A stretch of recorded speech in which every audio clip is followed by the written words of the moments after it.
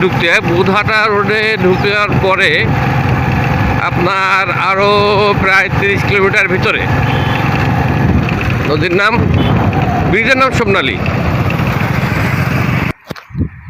এই যে ব্রিজটার নাম সোমনালী ব্রিজ, বড় একটা ইটের ভাটা।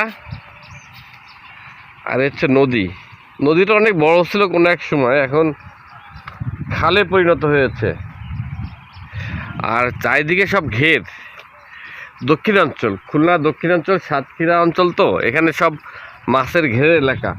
এখানে চাষবাস খুব কম হয়, তার কারণ নোনা পানির কারণে চাষবাস খুবই কম হয় এখানে।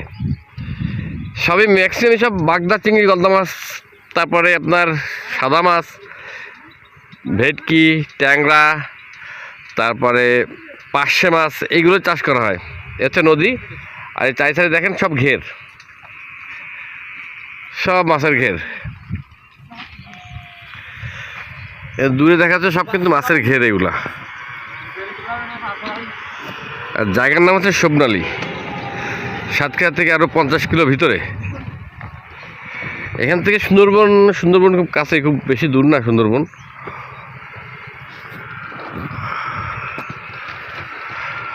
জায়গাটা সুন্দর, তাই ভিডিওটা আপনাদের জন্য করলাম।